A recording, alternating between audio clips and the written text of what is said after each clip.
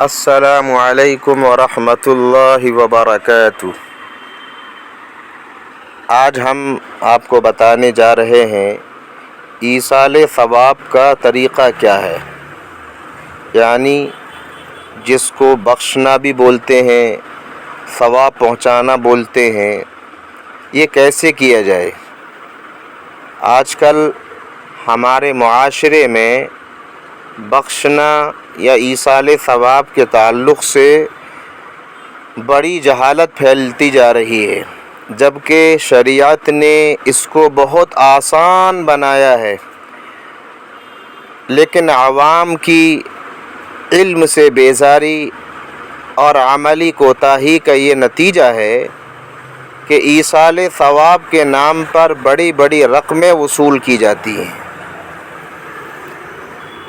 اور قسم ہا قسم کی خرافات سر انجام دی جاتی ہیں، جبکہ ایصال ثواب کی حقیقت صرف ایک قلبی عمل کی ہے، یعنی ایصال ثواب کا تعلق ایک دل سے ہے، مجمع جمع کرنے کی نہیں ہے، ٹینٹ لگا کر دعوت کرنے کی نہیں ہے۔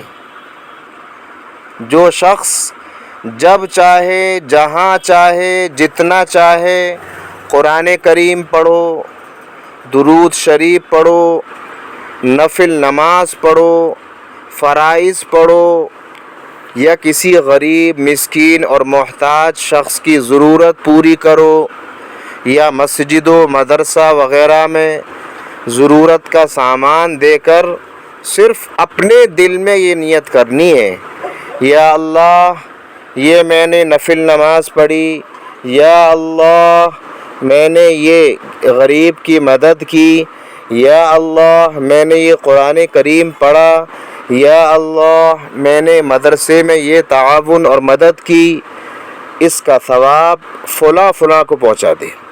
اب وہ چاہے ماں ہوں، باپ ہوں، نام لے کر اور پہنچا دے۔ حضور صلی اللہ علیہ وسلم اور صحابہ اکرام اسی طرح ایصال ثواب اور بخشا کرتے تھے۔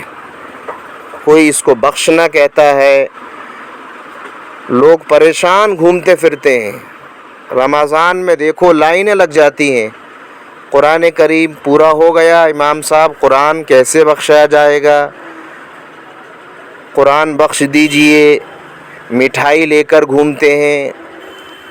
کبھی کسی کے 40 دن ہو گئے تو وہ قرآن کریم گھر میں پڑھے گئے، اب وہ دعوتیں کر رہا ہے، ٹینٹ لگوا رہا ہے، یہ سب خرافات ہے۔ بخشنا کے معنی اللہ سے دعا کرنا، یا اللہ میں نے جو یہ نیک عمل کیا ہے اس کا ثواب مرنے والے کو پہنچا دے۔ اب کوئی بھی ہو، دادی دادا ہوں، نانی نانا ہوں، رشتہ دار ہوں، ثواب پہنچ جائے گا۔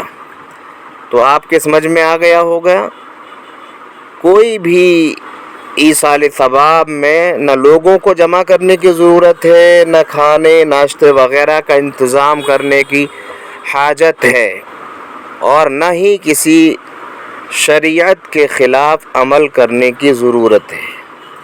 اللہ تعالی عمل کی توفیق عطا فرمائے۔